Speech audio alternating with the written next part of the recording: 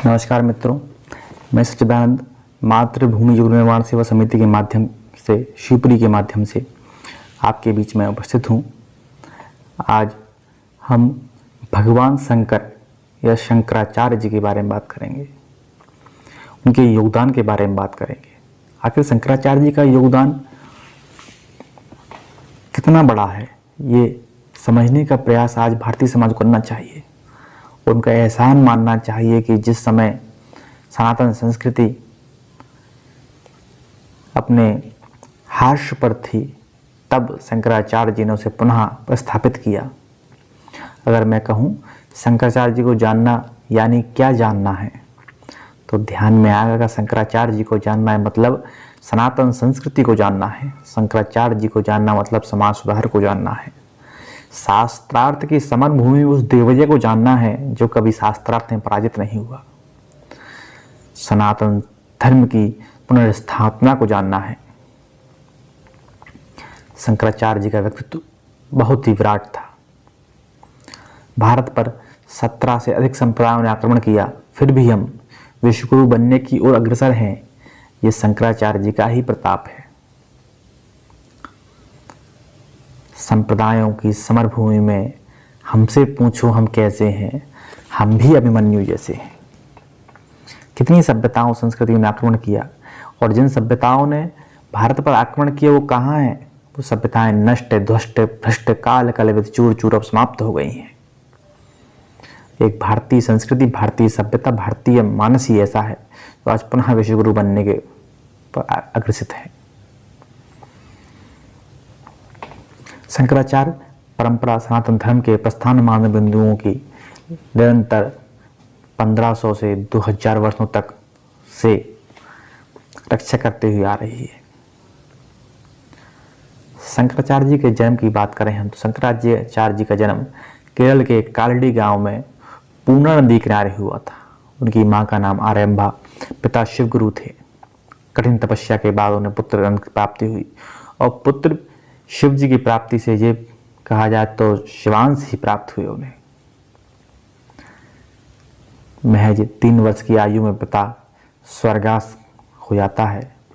माँ के द्वारा लालन पालन होता है। पूर्णा नदी में स्नान करते वक्त एक समय घटना है कि मगर ने उनका पैर पकड़ लिया। सन्यास की मन में तीव्र इच्छा थी। माँ से कहते हैं, माँ मुझे आज्ञा दो कि मैं सन्यास ग्रहण करूं, अन्यथा ये मगर मुझे ले जा रहा है पानी में खींचकर और मुझे मार देगा। माँ की नज़रों में सन्यास अधिक कीमती बच्चे के जीवन का था, मूल्य थे। माँ ने सोचा कि सन्यास ग्रहण कर लेगा तो जीवित तो रहेगा कम से कम, और माँ उसे सहज भाव से आशीर्वाद देती हैं, जा पुत्र सन्यास ग्रहण करो। और देखते हैं मगर पैर छोड़ देता है। माँ से बाहर आकर सन्यास की आज्ञा लेते हैं। माँ कहते हैं, मेरे अंतिम समय में जब आए तो मेरे पास रहना। वो उसे वचन देते हैं कि मैं माँ जब तुम्हारा अंतिम समय आएगा मैं आपकी सेवा में रहूँगा।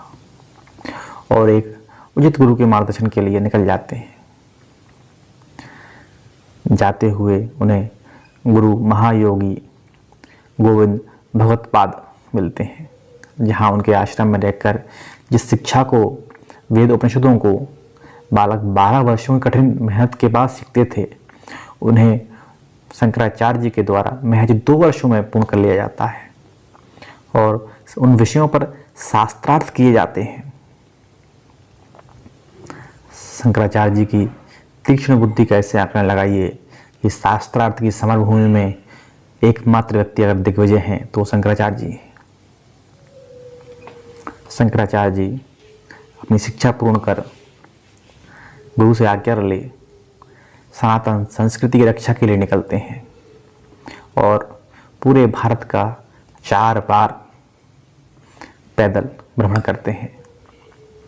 उस समय के प्रकांड विद्वान जो थे उन सभी से शास्त्रार्थ करते हैं और सनातन धर्म की पुनर्स्थापना करते हैं।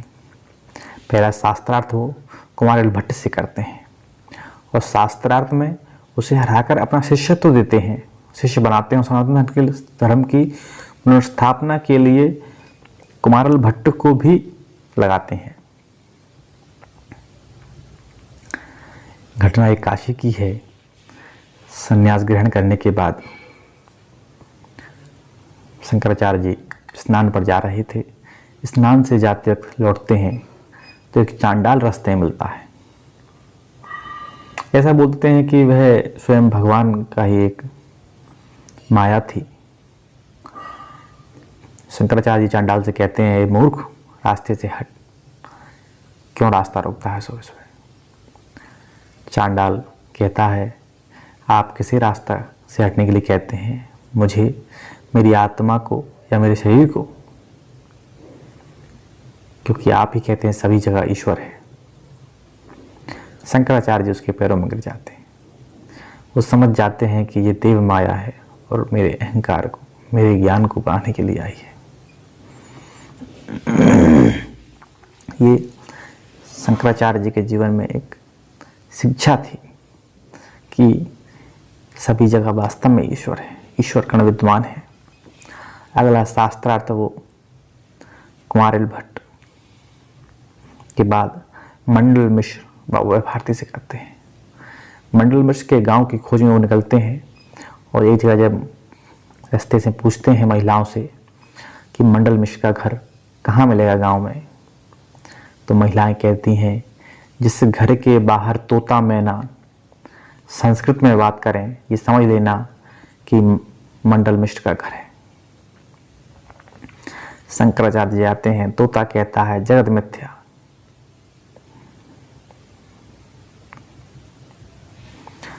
मैना कहती है जगत ब्रह्म। संस्कृत में वार्तालाप ऐसे जीव कर रहे हैं, समझ जाते हैं कि यही शंकराचार्य जी का स्थान है। शंकराचार्य जी छोटी सी उम्र में उस समय के प्रकांड विद्वान मंडल मिश्र जी से शास्त्रार्थ करते हैं। 3 माह 17 दिन शास्त्रार्थ चलता है। और इसके बाद मंडल मिश्र जी अपनी हार सुनिश्चित करते हैं और अपनी पराजय स्वीकार करते हैं।